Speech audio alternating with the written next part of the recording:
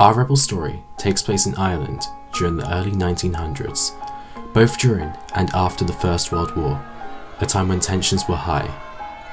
Irish citizens were being forced to fight, and a history full of conflict didn't help England's reputation with Ireland.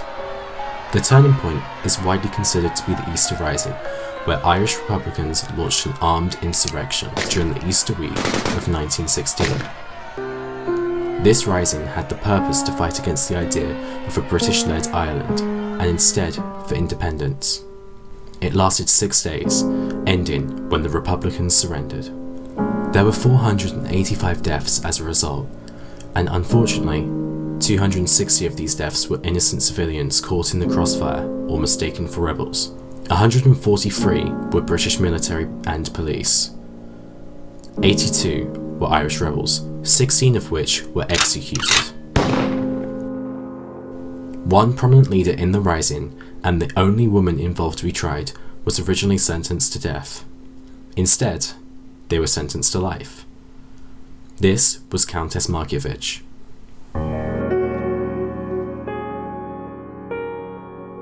Countess Markievicz, originally named Constance Gorbooth, was born to a wealthy and privileged family in 1868. She had a younger sister named Eva Gorbooth. Despite their social status, their family was very involved with helping the community in such ways as providing food during famine or teaching classes to help local women get work. Markievicz became very passionate about Irish politics, joining many groups in favour of Ireland's independence and for women's suffrage. She later went on to co-found the Fianna, a Republican youth group for independence who became very involved in gun running. She also joined the radical group called the Irish Citizen Army, who were a big part of the Easter Rising.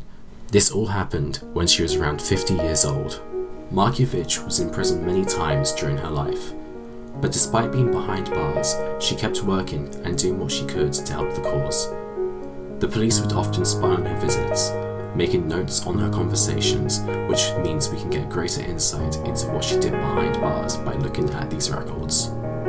One notable time would be when her sister Eva visited.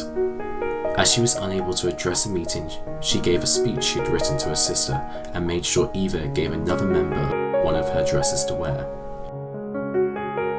She gave her sister multiple requests in regards to the revolution. The fact that the police had so many documents and kept tabs on her showed how much power and influence she held. One particular document went as far as calling her a pestilential harridan, a very strong insult for an official document that really helps paint a picture to how she was perceived at the time by those opposed to her.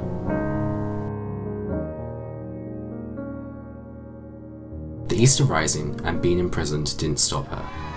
In 1919, she became the first ever female MP elected, although as a Sinn Féin MP she would not take up a seat in Westminster. Countess Markievicz continued to protest and fight for the rest of her life. Markievicz was very focused at working for the people. Unfortunately, she passed in 1927 due to appendicitis. Today, many people still don't know what to think of her legacy and how to represent it, but to me, all of these documents of her life show us how much determination and passion she had, and how much of a fighter she was for what she believed in. Something very admirable.